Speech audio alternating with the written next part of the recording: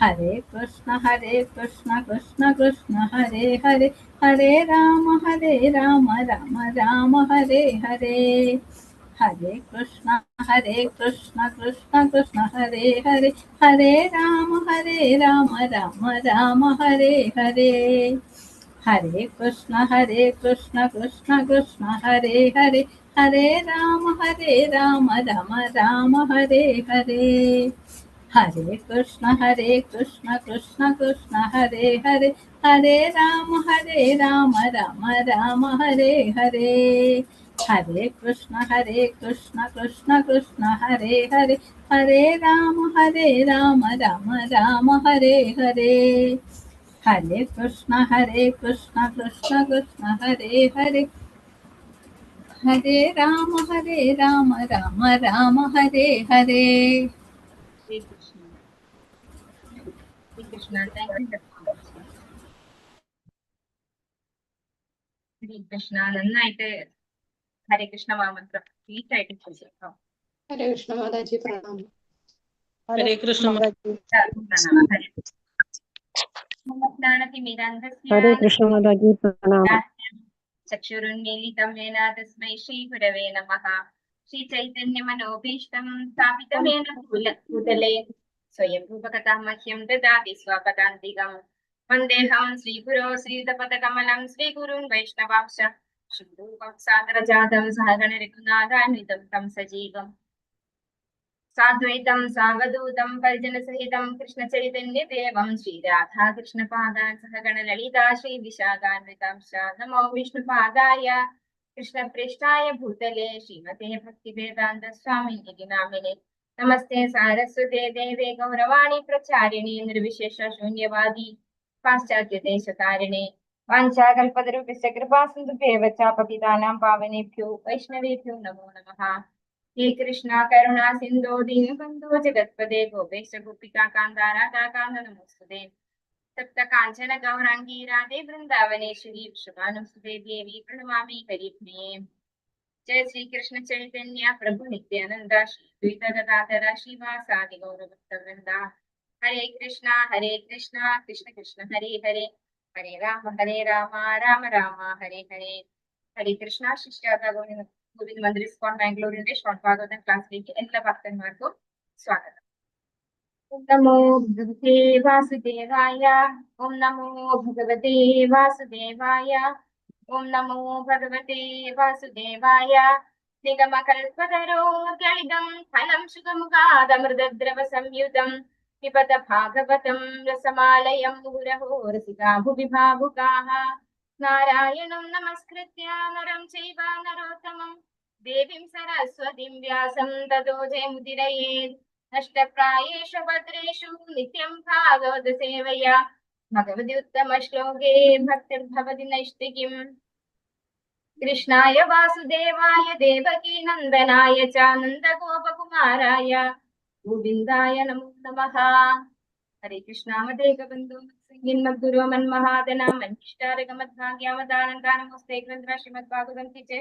ശ്രീ പ്രഭുപാദ് കി ജയ. ശ്രീമദ് ഭാഗവതം സ്കന്ധം 1 അധ്യായം 15. പാണ്ഡവർ യഥാസമയം വിരമിക്കുന്നു. ശ്ലോകം 31. നമോ ഭഗവതേ വാസുദേവായ വിശോകോ ബ്രഹ്മ സംവത്യ സംഛിന്നദ്വൈത സംശയഃ ദീന പ്രകൃതി നൈർഗുണ്യാത് അലിംഗത്വാദ സംഭവഃ. എല്ലാവർക്കും ചൊല്ലാം. ഓം നമോ ഭഗവതേ വാസുദേവായ. ഓം നമോ ഭഗവതേ വാസുദേവായ. വിശോകോ ബ്രഹ്മ സംവത്യ സംഛിന്നദ്വൈത സംശയഃ വിശോകോ ബ്രഹ്മ സംവത്യ സംശയഃ ദീന പ്രകൃതി നൈർഗുണ്യാത് അലിംഗത്വാദ സംഭവഃ. ദീന പ്രകൃതി നൈർഗുണ്യാത് ജഗത്പാദ സംഭവഃ. മുക്തനായി ധർമ്മസമ്പത്തിന അർഹനീയ സമ്പത്തുകൾ കൈവശമുള്ളതിനാൽ സംചിന്ന പൂർണ്ണമായി വിച്ഛേദിക്കപ്പെടുകയാൽ ദ്വൈത ആപേക്ഷികതയെ കുറിച്ചുള്ള സംശയങ്ങൾ അമർദ്ദനമായി പ്രകൃതി ഭൗതിക പ്രകൃതി നൈർഗുണ്യാത് അതിന്റെ അവസ്ഥയിലായിരുന്നതിനാൽ അലിംഗത്വാത് ഭൗതിക ശരീരമില്ലാത്തതിനാൽ അസംഭവ ജനപ്രതികളിൽ നിന്ന് സ്വതന്ത്രമായി. वर्तन भारत में इसी भक्ति वेदांत संस्कृत पर हुआ थी അദ്ദേഹം ആത്മീയ സമ്പത്തിന് ഉടമയായതിനാൽ ദ്വൈതത്തെ സംബന്ധിച്ച സംശയങ്ങളെല്ലാം പൂർണ്ണമായി ഛേദിക്കപ്പെട്ടു. ഭൗതിക പ്രകൃതിയുടെ ത്രിഗുണങ്ങളിൽ നിന്നും സ്വതന്ത്രനായ അദ്ദേഹം അതിന്റെ അവസ്ഥയിൽ നിവിഷ്ടനായി. ഭൗതിക രൂപത്തിൽ നിന്നും സ്വതന്ത്രനായതിനാൽ അദ്ദേഹം വീണ്ടും ജനിവൃത്തികളുടെ കുരുക്കിൽ അകപ്പെടുന്നതിനുള്ള യാതൊരു സാധ്യതയും ഉണ്ടായിരുന്നില്ല. ഇവിടെ ഈ അദ്ദേഹം എന്ന് പറയുന്നത് ആരെയാണ്? അർജുനനെയാണ് അല്ലെ. അർജുനനാണ് ഇവിടെ സംസാരിച്ചുകൊണ്ടിരിക്കുന്നത്. ഭഗവാന്റെ തിരോധാനത്തെ കുറിച്ച് പറയാണ്. തിരോധാനം സംഭവിച്ചതിന് ശേഷം ഓരോരോ കാര്യങ്ങളായിട്ടല്ലേ ഭഗവാന്റെ ഒപ്പം ഉണ്ടായിരുന്ന ഓരോ കാര്യങ്ങളായിട്ട് ഓർത്ത് പറയാണ്. അപ്പൊ നേരത്തെ എന്ത് പറഞ്ഞു? ഭഗവത്ഗീത അല്ലെ, ഭഗവത്ഗീത ഓർത്തു. അതായത് ഭഗവാൻ പണ്ട് കുരുക്ഷേത്ര യുദ്ധഭൂമിയിൽ വെച്ച് പറഞ്ഞ ഭഗവത്ഗീത സ്മരിക്കേണ്ടയാ. ഭഗവത്ഗീത സ്മരിച്ച സമയത്ത് തന്നെ അർജുനന് എല്ലാ വിഷമങ്ങളിൽ നിന്നും പുറത്തു കടക്കാൻ പറ്റി എന്ന് പറഞ്ഞു അല്ലെ. അപ്പൊ നേരത്തെയുള്ള ശ്ലോകത്തിൽ അതും പറയണ്ടായി. അതായത് അദ്ദേഹം അതായത് മറന്നുപോയതുപോലെ തോന്നിപ്പിച്ചു, എന്നാൽ ഇപ്പൊ വീണ്ടും ഓർമ്മിച്ചു എന്ന് കാണുന്നു. അത് പക്ഷെ യഥാർത്ഥത്തിൽ അങ്ങനെയല്ല. കാരണം എന്തുകൊണ്ടാണ്? സദാ ഭഗവാനെ കുറിച്ച് ചിന്തിച്ച് ഭഗവാന്റെ കാര്യങ്ങളും ഭഗവാന്റെ ലീലകളും മാത്രം പറയുന്ന ഒരാൾക്ക് ഒരിക്കലും ഭഗവത്ഗീത മറക്കാൻ സാധിക്കില്ല. ഭഗവാന്റെ വാണിയാണത് അല്ലെ. അപ്പൊ അർജുനന് നേരിട്ട് ഭഗവാൻ ഉപദേശിച്ചതാണ്. അതുകൊണ്ട് തന്നെ അർജുനൻ ഒരിക്കലും ഭഗവത്ഗീത മറന്നതല്ല. അദ്ദേഹം ശരിക്കും അതീന്ദ്രിയ അവസ്ഥയിലായിരുന്നു ഉണ്ടായിരുന്നത്. സദാ ഭഗവാനെ കുറിച്ച് സ്മരിച്ചത് കൊണ്ടും ഭഗവാന്റെ ലീലകളും ഭഗവാന്റെ കൂടെയാണ് അർജുനൻ എപ്പോഴും ഉണ്ടായിരുന്നത് അല്ലെ. അതൊക്കെ ചിന്തിച്ചത് കൊണ്ടും അർജുനൻ അതീന്ദ്രിയ അവസ്ഥയിലാണ്. അതാണ് ഇവിടെ പറയുന്നത്. ആത്മീയ സമ്പത്തിനുടമയായതിനാൽ ദ്വൈതത്തെ സംബന്ധിച്ച സംശയങ്ങളെല്ലാം പൂർണ്ണമായി ഛേദിക്കപ്പെട്ടു. അപ്പോ ഭഗവാനും ഞാനും അല്ലെ, നമ്മൾ ജീവാത്മാവ് പരമാത്മാവ് ഇങ്ങനെ എല്ലാം ദ്വൈതങ്ങളുണ്ട് ഇവിടെ.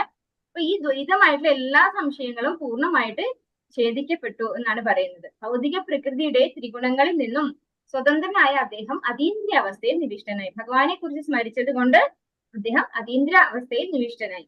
ഭൗതിക രൂപത്തിൽ നിന്നും സ്വതന്ത്രനായതിനാൽ അദ്ദേഹം വീണ്ടും ജനിവൃത്തികളുടെ കുരുക്കിൽ അകപ്പെടുന്നതിനുള്ള യാതൊരു സാധ്യതയും ഉണ്ടായിരുന്നില്ല. അപ്പോ നമ്മള് ഒരു കാര്യം മനസ്സിലാക്കേണ്ടത്, ഒരു കമ്പി അതിലൂടെ നമ്മൾ വൈദ്യുതി കടത്തി വിടുമ്പോൾ അതെന്താണ്? അത് ശരിക്കും ആ പവർഫുൾ തന്നെയായിരിക്കും അല്ലെ. അതുപോലെ ഭഗവാനെ കുറിച്ച് സ്മരിച്ചുകൊണ്ടിരിക്കുന്ന ഒരു വ്യക്തിയുടെ ശരീരം എന്തായിരിക്കും? അതീന്ദ്രിയമായിരിക്കും. കാരണം ഭഗവാൻ അതീന്ദ്രിയനാണ്. അതുകൊണ്ടാണ് അദ്ദേഹത്തിന്റെ ശരീരവും അതീന്ദ്രിയമായി മാറി എന്ന് പറയുന്നത്. ആവർത്തം ഈസി ഭക്തി വേദാന്ത സ്വാമി ശ്രീ പ്രഭുപാദ് കി. അല്പബുദ്ധികളായ വ്യക്തികൾ ഭൗതിക ശരീരമാണ് തങ്ങൾ എന്ന് കരുതുന്ന തെറ്റിദ്ധാരണയിൽ നിന്നാണ് ദ്വൈതത്തെ കുറിച്ചുള്ള സംശയങ്ങൾ ആരംഭിക്കുന്നത്. ഭൗതിക ശരീരവുമായി സ്വയം താതാത്മ്യപ്പെടുത്തുന്നതാണ് നമ്മുടെ അജ്ഞതയുടെ ഏറ്റവും മൂർഖമായ വശം. ശരീരവുമായി ബന്ധപ്പെട്ടതിന് എന്തും നമ്മുടെ സ്വന്തം എന്ന് അജ്ഞത നിമിത്തം നാം കരുതുന്നു. ഞാൻ എന്നും എന്റേതെന്നുമുള്ള തെറ്റിദ്ധാരണ നിമിത്തം ഉണ്ടാകുന്ന സന്ദേഹങ്ങൾ. മറ്റൊരു തരത്തിൽ പറഞ്ഞാൽ എന്റെ ശരീരം, എന്റെ ബന്ധുക്കൾ, എന്റെ സ്വത്ത്, എന്റെ ഭാര്യ, എന്റെ കുട്ടികൾ, എന്റെ ധനം, എന്റെ രാജ്യം, എന്റെ സമുദായം എന്നിങ്ങനെയുള്ള നൂറായിരക്കണക്കിന് മിഥ്യാഭാവനകൾ ബദ്ധാത്മാവിന്റെ വിഭ്രമത്തിന് ഹേതുവാകുന്നു. ഭഗവത്ഗീതോപദേശങ്ങളെ സ്വാംശീകരിക്കുന്നതിലൂടെ ഒരുവൻ നിശ്ചയമായും അത്തരം വിഭ്രമത്തിൽ നിന്നും മോചിതനാകുന്നു.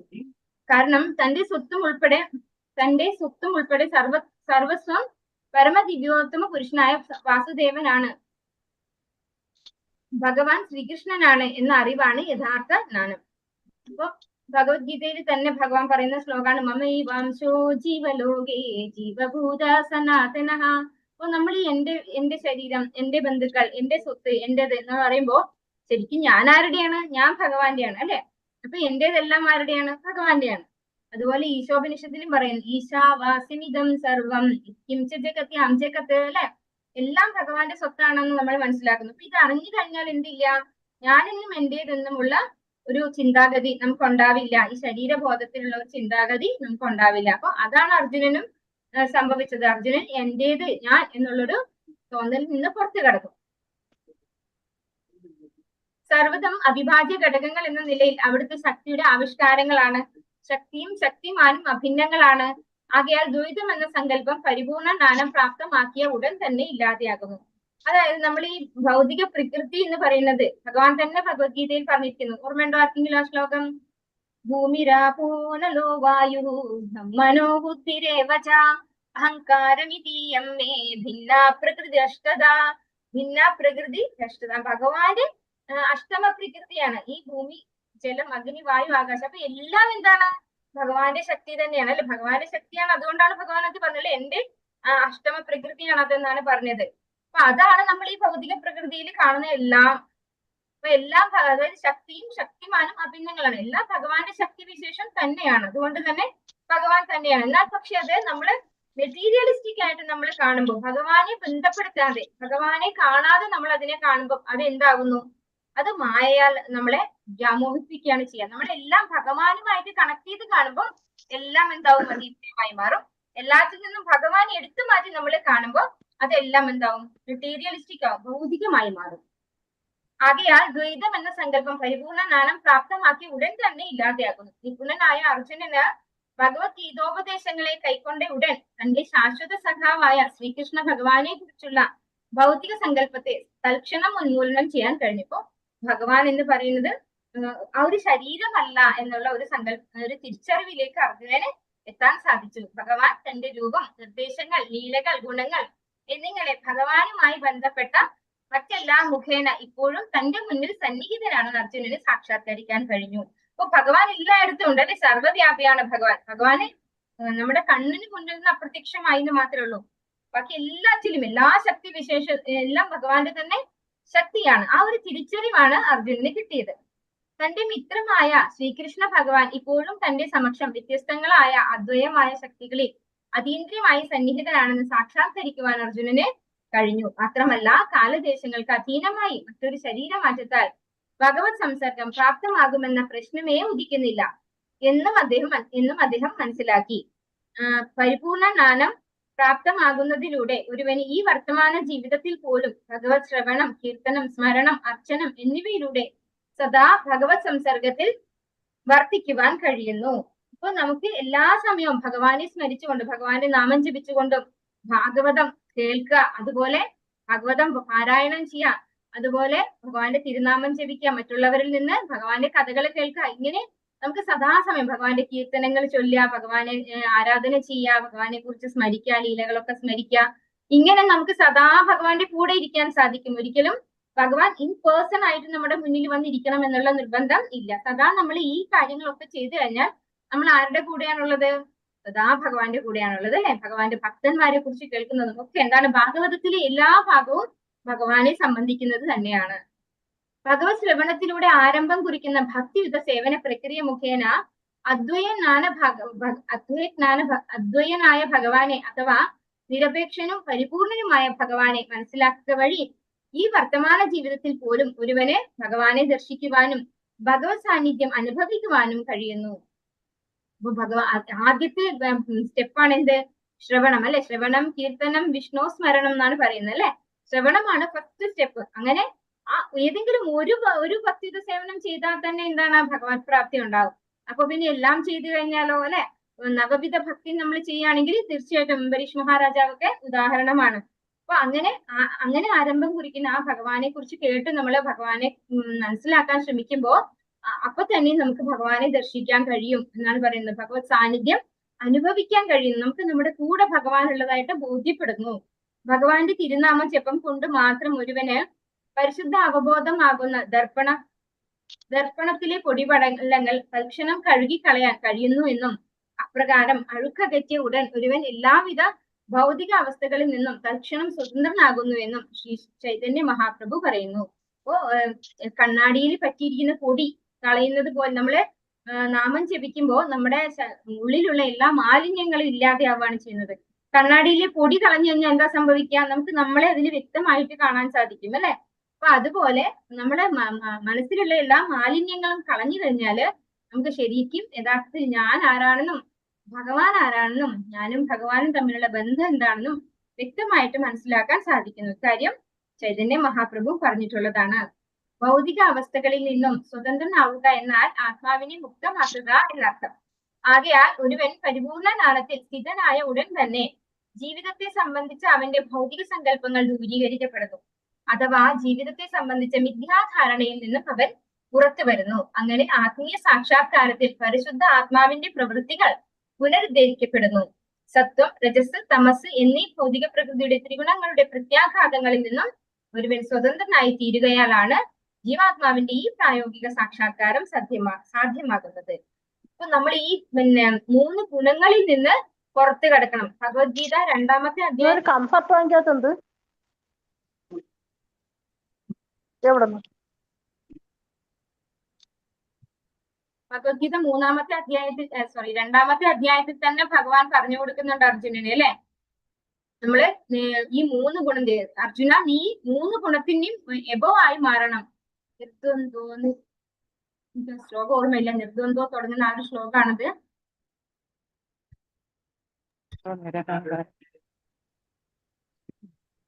ഭഗവത്ഗീത 2-ാമത്തെ അധ്യായം 40 സംതിങ് ശ്ലോകാണ് നമ്പറാണത്.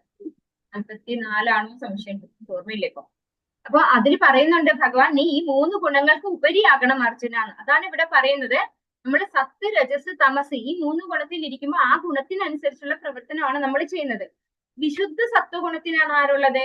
ഒരു വൈഷ്ണവൻ അല്ലെങ്കിൽ ഭഗവാന്റെ ഭക്തൻ ഇരിക്കുന്നത് വിശുദ്ധ സത്വഗുണത്തിലാണ്. അപ്പൊ നമ്മൾ ആ ഒരു ഗുണത്തിലേക്ക് നമ്മളെ കൊണ്ടുപോകണം. അപ്പോഴാണ് നമുക്ക് യഥാർത്ഥത്തിൽ ഭഗവാനെ കുറിച്ച് മനസ്സിലാക്കാൻ സാധിക്കുക. ഭഗവാനെ തത്വത്തിൽ മനസ്സിലാക്കണം എന്നാണ് പറയുന്നത്, അല്ലെ? ഭഗവാൻ ആരാണെന്ന് ശരിയായ രീതിയിൽ നമുക്ക് മനസ്സിലാക്കാൻ സാധിക്കണമെങ്കിൽ നമ്മൾ ഈ 3 ഗുണത്തിനും എബോ ആവണം എന്നാണ് പറയുന്നത്. ഭൗതിക പ്രകൃതിയുടെ ത്രിഗുണങ്ങളുടെ പ്രത്യാഘാതങ്ങളിൽ നിന്നും അവൻ സ്വതന്ത്രനായി തീരുകയാലാണ് ജീവാത്മാവിന്റെ ഈ പ്രായോഗിക സാക്ഷാത്കാരം സാധ്യമാകുന്നത് എന്നാണ് പറയുന്നത്. അപ്പോൾ നമ്മള് ശുദ്ധ സത്വഗുണത്തിലേക്ക് എത്തണം. ഭഗവത് കൃപയാൽ ഒരു ശുദ്ധ ഭക്തൻ തൽക്ഷണം നിരപേക്ഷ തലത്തിലേക്ക് ഉയർത്തപ്പെടുന്നു. പിന്നെ ഭക്തൻ വീണ്ടും ബദ്ധജീവിതത്തിൽ ഭൗതികമായി അകപ്പെടുന്നതിനുള്ള യാതൊരു സാധ്യതയുമില്ല. അപ്പൊ യഥാർത്ഥ ജ്ഞാനം ലഭിച്ചു കഴിഞ്ഞാൽ ആ വ്യക്തി എന്ത് ചെയ്യും? വെറുതെ ആ ഒരു ജ്ഞാനം ലഭിച്ചാൽ നമ്മൾ പിന്നെ തിരിച്ചു വരില്ല എന്നല്ല പറയുന്നത്. നമ്മൾ എന്ത് ചെയ്യും? സ്വാഭാവികമായിട്ടും ഭഗവാന്റെ ഭക്തിയുത സേവനത്തിൽ ഏർപ്പെടും, അല്ലെ? നമ്മൾ ഭഗവാനെ വിടാതെ, അതാണ് സത്യം എന്ന് തിരിച്ചറിഞ്ഞു കഴിഞ്ഞാൽ പിന്നെ ആ വ്യക്തി ഭഗവാനെ വിടൂല. അപ്പൊ പിന്നെ എന്താണ്? ആ വ്യക്തിക്ക് വീണ്ടും ബദ്ധ ജീവിതത്തിന്റെ യാതൊരു മാലിന്യവും ആ വ്യക്തിനെ തീണ്ടില്ല. വെളിപ്പെടുത്തപ്പെട്ട ധർമ്മശാസ്ത്രങ്ങളിൽ പ്രതിപാദിച്ചിരിക്കുന്ന ഭക്തിയുത സേവനം മുഖേന അനിവാര്യമായ അതീന്ദ്രിയ വീക്ഷണത്താൽ അനുഗ്രഹീതനാകാത്ത പക്ഷം എല്ലാ സാഹചര്യങ്ങളിലും ഭഗവത് സാന്നിധ്യം അനുഭവിച്ചറിയാൻ ഒരുവന് കഴിയില്ല. അപ്പോ വെളിപ്പെടുത്തപ്പെട്ട ധർമ്മശാസ്ത്രങ്ങളിൽ പ്രതിപാദിച്ചിരിക്കുന്ന ഭക്തിയുത സേവനം മുഖേന, അപ്പോ നമ്മള് ശാസ്ത്രങ്ങൾ പഠിക്കണം, അല്ലെ? എന്തിനു വേണ്ടിയാണ് പഠിക്കുന്നത്? പഠിക്കാൻ വേണ്ടിയല്ല പഠിക്കുന്നത്, ഭഗവാനെ മനസ്സിലാക്കി എങ്ങനെ ഭഗവാന്റെ സേവനത്തിൽ നിരതനാകണം എന്ന് മനസ്സിലാക്കാൻ വേണ്ടിയാണ് ശാസ്ത്രങ്ങൾ പഠിക്കുന്നത്. അങ്ങനെ പഠിക്കുന്ന ഒരു വ്യക്തിക്ക് എന്താ സംഭവിക്കുക? അനിവാര്യമായ അതീന്ദ്രിയ വീക്ഷണത്തിൽ അനുഗ്രഹീതനാകാത്ത പക്ഷം, ഇപ്പൊ അങ്ങനെയുള്ള ശാസ്ത്രങ്ങളെ നമ്മൾ ഫോളോ ചെയ്തില്ലെങ്കിൽ എല്ലാ സാഹചര്യങ്ങളിലും ഭഗവത് സാന്നിധ്യം അനുഭവിച്ചറിയാൻ ഒരുവന് കഴിയില്ല. അങ്ങനെയാണെങ്കിൽ നമുക്ക് ഭഗവാനെ അനുഭവിച്ചറിയാൻ സാധിക്കില്ല. വളരെ മുമ്പ് കുരുക്ഷേത്ര യുദ്ധഭൂമിയിൽ തന്നെ അർജുനൻ ഈ അവസ്ഥ പ്രാപ്തമാക്കിയിരുന്നു. ഭഗവാന്റെ സാന്നിധ്യം അദ്ദേഹത്തിന് പ്രത്യക്ഷത്തിൽ അനുഭവപ്പെട്ടപ്പോൾ അദ്ദേഹം ഉടൻ തന്നെ ഭഗവത്ഗീത ഉപദേശങ്ങളെ അഭയം പ്രാപിച്ചു. അപ്രകാരം വീണ്ടും അദ്ദേഹം തന്റെ യഥാർത്ഥ സ്ഥാനത്തിലേക്ക് ഉയർത്തപ്പെട്ടു. അതിനെ വിശോക അഥവാ സർവ്വവിധ ഉത്കണ്ഠകളിൽ നിന്നും മനസ്താപങ്ങളിൽ നിന്നും സ്വതന്ത്രമായ അവസ്ഥ എന്ന് വിശേഷിപ്പിക്കുന്നു. അപ്പൊ ഭഗവത്ഗീത അർജുനന് കുരുക്ഷേത്ര യുദ്ധഭൂമിയിൽ വെച്ച് കിട്ടിയ സമയത്ത് തന്നെ അർജുനൻ എന്താ പറഞ്ഞത്?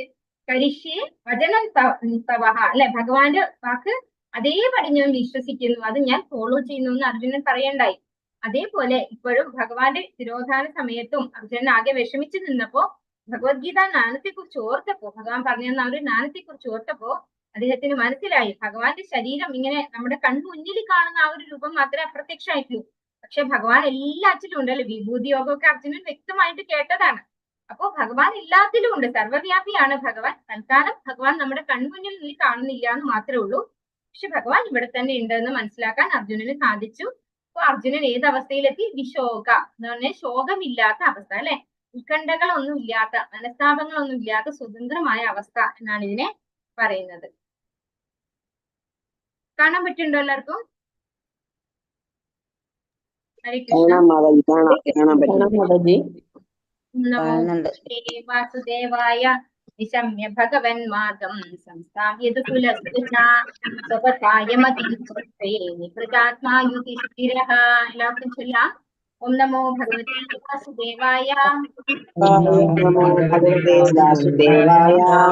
നിശമ്യ ഭഗവൻ മാർഗം സംസ്ഥാപ്യത് കുലസ്യ നിശമ്യ ഭഗവൻ മാർഗം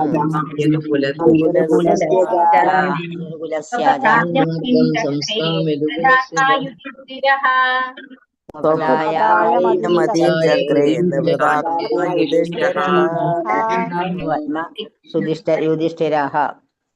നിശമ്യ ഗാഠമായി ചിന്തിച്ച് ഭഗവാനെ പറ്റി മാർഗം അദ്ദേഹത്തിന്റെ ആവിർഭാവ തിരോധാന മാർഗങ്ങൾ സംസ്ഥാം അന്ത്യം യദുകുലസ്യ യദുരാജാവിന്റെ വംശത്തിന്റെ ച സ്വ ഭഗവദ്ധാമം പഥായ മാർഗത്തിൽ മധ്യം ചക്രേ ശ്രദ്ധിച്ചു. നിവൃത ആത്മാ ഏകാന്തനായി യുധിഷ്ഠിര രാജാവ് യുധിഷ്ഠിരൻ വിവർത്തനം ഭാവത്തമേസി വേദാന്ത സ്വാമിശ്രീ പ്രഭുപാദിച്ചൻ. ശ്രീകൃഷ്ണ ഭഗവാൻ സ്വധാമത്തിലേക്ക് മടങ്ങിയതായി കേൾക്കുകയും യദുവംശജരുടെ ഭൂലോകവാസത്തിന് അന്ത്യം സംഭവിച്ചു എന്ന് മനസ്സിലാക്കുകയും ചെയ്ത മഹാരാജാവ് യുധിഷ്ഠിരൻ സ്വഗേഹമായ ഭഗവത്ധാമത്തിലേക്ക് മടങ്ങി പോകാൻ നിശ്ചയിച്ചു. ഭഗവാൻ ഇവിടെ ഇല്ല എന്ന് മനസ്സിലാക്കിയല്ലേ യുധിഷ്ഠിരൻ അർജുനനിലൂടെ കേട്ടറിഞ്ഞു മനസ്സിലാക്കി ഭഗവാൻ ഇവിടെ നിന്ന് പോയി. ആണെങ്കിൽ ഇനി ഇവിടെ നിൽക്കുന്നത് കൊണ്ട് യാതൊരു കാര്യവുമില്ല, തിരിച്ച് ഭഗവാന്റെ അടുത്തേക്ക് തന്നെ പോകണം എന്ന് ആര് തീരുമാനിച്ചു? യുധിഷ്ഠിരൻ തീരുമാനിച്ചു. സ്വഗേഹമായ എല്ലാവരുടെയും സ്വന്തമായ വീട് ഏതാണ്? ഭഗവാന്റെ ധാമമാണ് അല്ലെ. ആത്യന്തികമായ പ്രാപ്തി, നമ്മുടെ യഥാർത്ഥ ഗതി എന്ന് പറയുന്നത് ഭഗവാനാണ്. അപ്പൊ അങ്ങനെ യുധിഷ്ഠിരൻ സ്വഗേഹമായ ഭഗവത്ധാമത്തിലേക്ക് മടങ്ങിപ്പോകാൻ തീരുമാനിച്ചു. വേദാന്ത സ്വാമിശ്രീ പ്രഭുപാദിച്ചൻ. ഭൂലോകവാസികളുടെ ദൃഷ്ടിയിൽ നിന്നുമുള്ള ഭഗവാന്റെ തിരോഭാവത്തെ കുറിച്ച് ശ്രമിച്ച മഹാരാജാവ് യുധിഷ്ഠിരൻ തന്റെ ശ്രദ്ധ ഭഗവത്ഗീത ഉപദേശങ്ങളിലേക്ക് തിരിച്ചു. ഭഗവാന്റെ ആവിർഭാവ തിരോധാന മാർഗത്തെ കുറിച്ച് അദ്ദേഹം അവധാനപൂർവ്വം ചിന്തിക്കുവാൻ ആരംഭിച്ചു. മർത്യപ്രപഞ്ചത്തിലെ ഭഗവാന്റെ ആവിർഭാവ തിരോധാനങ്ങളുടെ ദൗത്യം പൂർണ്ണമായും അവിടുത്തെ പരമേച്ഛയെ ആശ്രയിച്ചാണ് ഇരിക്കുന്നത്. ഭൗതിക പ്രകൃതിയുടെ നിയമങ്ങൾക്ക് വിധേയമായി ജനിക്കാനും മരിക്കാനും നിർബന്ധിതരായ ജീവാത്മാക്കളെ പോലെ ഒരു ഉന്നത വ്യക്തിക്കും വിധേയമായി അവതരിക്കാനും അന്തർധാനം ചെയ്യാനും അമ്മക്ക് പോയിരിക്കണ്ട, അവിടെ തന്നെ ഇരുന്നോളൂ. വേനട്ടുങ്ങാണ്ട്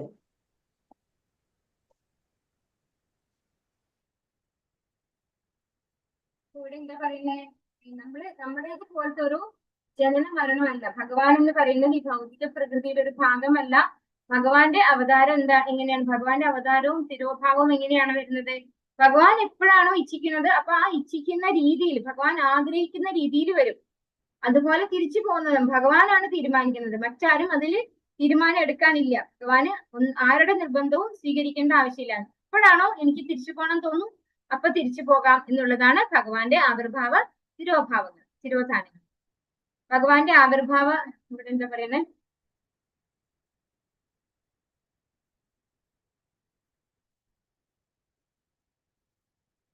ഭൗതിക പ്രകൃതിയുടെ നിയമങ്ങൾക്ക് വിധേയമായി ജനിക്കാനും മരിക്കാനും നിർബന്ധിതരായ ജീവാത്മാക്കളെ പോലെ ഒരു ഉന്നത ശക്തിക്കും വിധേയമായി അവതരിക്കാനും അന്തർദാനം ചെയ്യാനും ഭഗവാൻ നിർബന്ധിതനല്ല. അപ്പൊ ഭഗവാനേക്കാൾ ഉപരിയായിട്ട് ആരും ഇല്ല അല്ലെ. മത്തപരതരം നാന്യത് കിഞ്ചിദസ്തി ധനഞ്ജയ. ഭഗവാൻ പറയുന്നുണ്ട് എന്നേക്കാൾ ഉപരിയായിട്ട് അല്ലെങ്കിൽ സമനായിട്ടും ആരുമില്ല. ഭഗവാൻ അസംമൂർഖനാണ്. അങ്ങനെ ആർക്കും ഭഗവാനോട് ഇന്ന സമയത്ത് അവതരിക്കൂ അല്ലെങ്കിൽ ഇന്ന രൂപത്തിൽ അവതരിക്കൂ ഇന്നോടത്ത് അവതരിക്കൂ എന്നൊന്നും പറയാൻ സാധിക്കില്ല.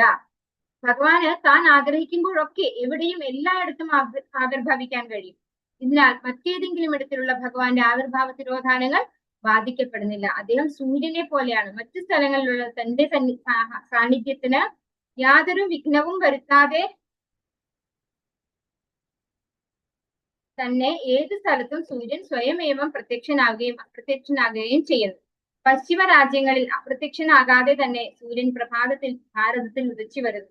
പ്രപഞ്ചത്തിലുടനീളം എവിടെയും എല്ലായിടത്തും സൂര്യൻ സന്നിഹിതയാണെങ്കിലും ഒരു പ്രത്യേക സ്ഥലത്ത് സൂര്യൻ പ്രഭാതത്തിൽ ഉദിക്കുകയും നിശ്ചിത സമയത്ത് പ്രദോഷത്തിൽ അസ്തമിക്കുകയും ചെയ്യുന്നതായി കാണപ്പെടുന്നു. സൂര്യന്റെ സമയപരിധി പോലും കാര്യമല്ലായിരിക്കെ സൂര്യന്റെ സൃഷ്ടാവും നിയന്താവുമായ പരമപുരുഷനായ ഭഗവാനെ കുറിച്ച് എന്ത് പറയാനാണ്? ആകയാൽ ഭഗവത്ഗീതയിൽ ഇപ്രകാരം പറഞ്ഞിരിക്കുന്നു: അവിടുത്തെ അചിന്ത്യ ശക്തിയാലുള്ള ഭഗവാന്റെ അതീന്ദ്രിയ ആവിർഭാവത്തെയും തിരോഭാവത്തെയും കുറിച്ച് യഥാർത്ഥമായി ഗ്രഹിക്കുന്ന ഏതൊരുവനും ജനിമൃതി നിയമങ്ങളിൽ നിന്നും മുക്തനായി വൈകുണ്ഠ ലോകങ്ങളിൽ സ്ഥിതി ചെയ്യുന്ന നിത്യമായ ആത്മീയ കാര്യത്തിൽ പ്രതിഷ്ഠിതനാകുന്നു. അപ്പൊ ഇവിടെ പറയുന്നത് സൂര്യദേവൻ എന്ന് പറയുന്നത് ആരാണ്? ഒരു ദേവനാണ് അല്ലെ. ഈ ഭൗതിക പ്രകൃതിയിലുള്ള ഒരാളാണ്. ആ സൂര്യദേവന് പോലും ഒരിടത്ത് ഉദിക്കുമ്പോൾ മറ്റൊരിടത്ത് വേണമെങ്കിൽ ഉദിക്കാൻ പറ്റും. അതുപോലെ ഒരിടത്ത് അസ്തമിക്കുമ്പോഴോ അസ്തമിക്കോ ഉദിക്കോ ഒക്കെ ചെയ്യാൻ പറ്റും. അതിന് ആ ഒരു സമയപരിധിക്കനുസരിച്ച് സൂര്യൻ ചെയ്യും. പക്ഷെ അപ്പൊ പിന്നെ സൂര്യന്റെ കൂടെ നിയന്താവായിട്ടുള്ള ഭഗവാൻ അല്ലെ, ഭഗവാന്റെ കാര്യം പിന്നെ നമ്മൾ എടുത്ത് പറയേണ്ട കാര്യമുണ്ടോ എന്നാണ് ഇവിടെ ചോദിക്കുന്നത്. ഭഗവാന്റെ ഇഷ്ടത്തിനാണ് ചെയ്യുന്നത്, ആരും നിർബന്ധിച്ച് ചെയ്യുന്നതല്ല.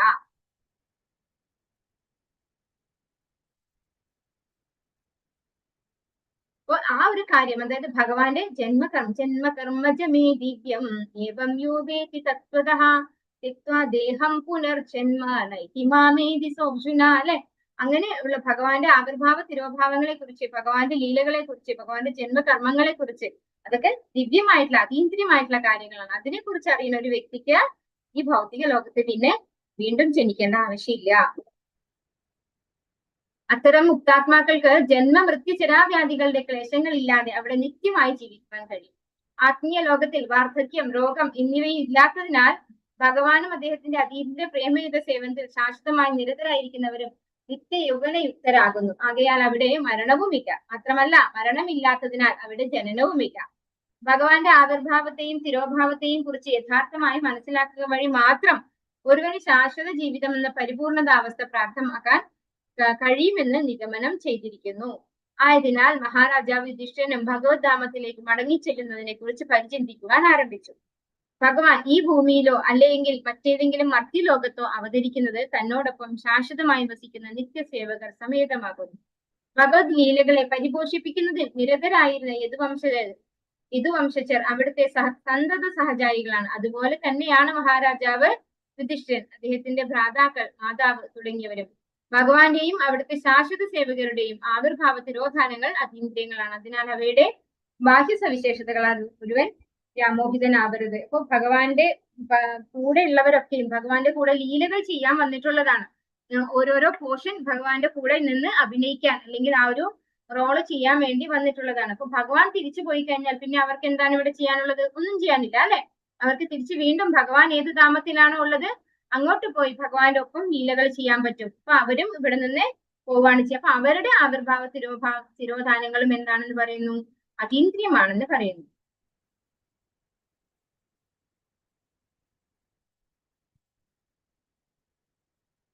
ശ്ലോകം ഒന്ന് ചൊല്ലാം.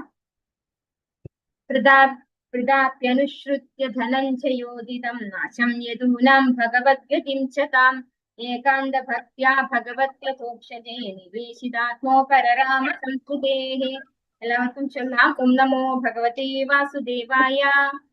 ഓം നമോ ഭഗവതേ വാസുദേവായ.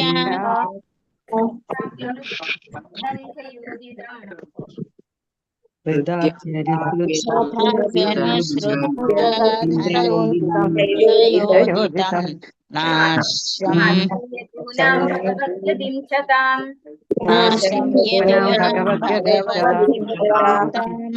ഏകാന്ത ഭക്ത്യാ ഭഗവത്യതോക്ഷജേ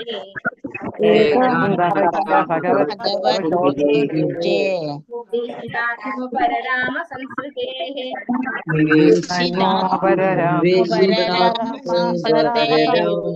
ഹരേ കൃഷ്ണ.